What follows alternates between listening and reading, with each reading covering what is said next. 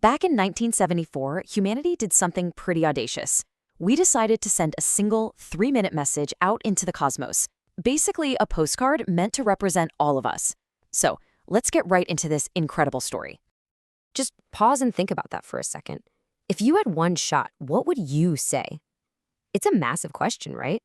Well, that's the exact challenge that a team of brilliant minds faced when they put together what is, without a doubt, the most ambitious message in a bottle ever. Okay, to really get a feel for this, you gotta picture the 1970s. I mean, on one hand, you've got all this intense Cold War tension. But on the other, there was this explosion of scientific ambition. The space race had totally lit a fire under everyone, making us all look up and wonder, what's out there? And this is when the search for extraterrestrial intelligence, SETI, was really starting to pick up steam. Yeah, this timeline really lays it all out. So the space race kicks off and boom, the world's most powerful radio telescope gets built at Arecibo. And it's only about a decade later that they use this incredible machine to send our very first intentional message to the stars. A message that, honestly, would become its most famous legacy right up until its final days. And this is so important to understand. This wasn't just, some random radio waves from our TVs leaking out into space. No way. This was a powerful, super focused 3-minute broadcast that was designed from the ground up to be our introduction. It was us deliberately shouting into the cosmic darkness, "Hello, we're here." So that brings up a huge problem, right? How in the world do you write a message for someone you know absolutely nothing about? You can't assume they have eyes or ears or that they even think in a way that's anything like us. You have to find a starting point that's genuinely, truly universal. And that massive task fell to the Stream team. You had Frank Drake, the pioneer of SETI. You had the legendary Carl Sagan, who was just a master at making this huge cosmic stuff feel personal and inspiring. And, crucially, you had artist Linda Salzman Sagan, who had the creative vision to figure out how to turn cold, hard data into an actual picture. It was this perfect mix of science and art. So what was their universal language? Binary code, just ones and zeros. And you might be asking, why that? Well, the thinking is that math is probably universal.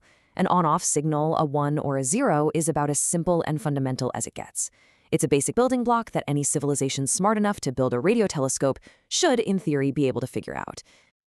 And get this, the entire message, everything we wanted to say about our planet, our biology, our tech, everything, was boiled down to just 1,679 bits. That's 1,679 ones and zeros. That's the whole postcard. But here's where the real genius kicks in. That number, 1,679, wasn't random at all. It's what mathematicians call a semi-prime. And what that means is it's the product of only 2 prime numbers, 73 and 23. That itself is the first puzzle, the key. It's a giant mathematical hint to whoever gets this message, basically saying, hey, don't read this as a long line. Arrange me into a grid, 73 by 23, and you'll see a picture. Okay, so let's say they get the message. They crack the puzzle of the grid. What do they see? What did we actually decide to put on our interstellar business card? All right, let's break it down. It starts super simple, with the basics, a way to count from 1 to 10. Then it dives into chemistry, listing the atomic numbers for the absolute cornerstones of life on Earth: hydrogen, carbon, nitrogen, oxygen, and phosphorus. From there, it gets even more detailed, describing the actual molecules that build our DNA. And then, bam, a picture of the double helix itself. After that, we get a picture of us, a little stick figure, our average height, and the world population back in 1974. And to wrap it all up, it shows our address in the solar system, with Earth kind of nudged forward to say this is our home, and a little graphic of the Arecibo telescope that sent the message in the first place. And it's incredible, right? You start with what looks like a totally random string of ones and zeros, but if you know the trick, it unfolds into this amazingly detailed story. It's a blueprint of who we are, what we're made of, where we came from, and even the kind of technology we can build. But the story of this message isn't just about its long, lonely journey through space. In a lot of ways, its biggest and most immediate impact was felt right back here on Earth. The reactions were all over the place, and they were immediate. For scientists, this was a huge technical win. The media and the public, They went nuts with it. Total fascination, wild speculation.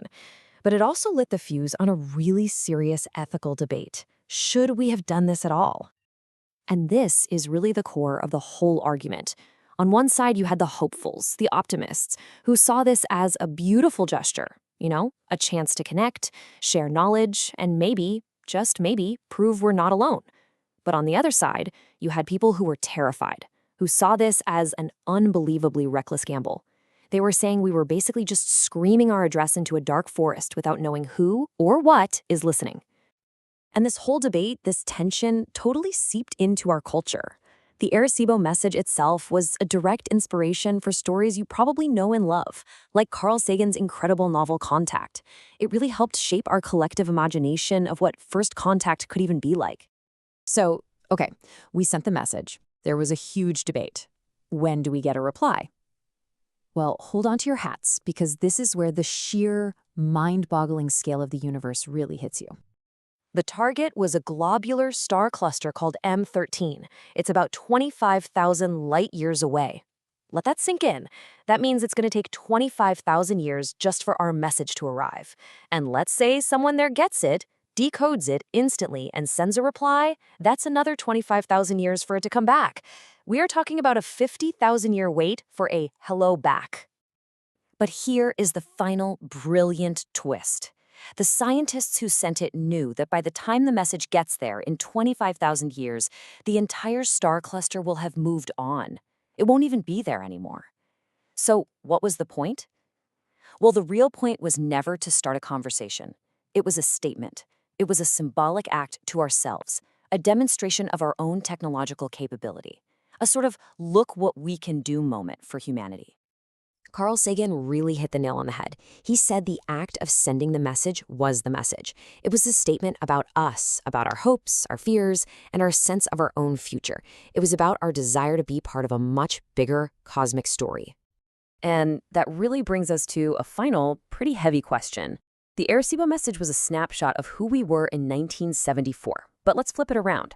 What if a message arrived for us tomorrow, one that was sent thousands of years ago from another civilization? As a planet, right now, would we even be ready for that conversation, and what on earth would we say back?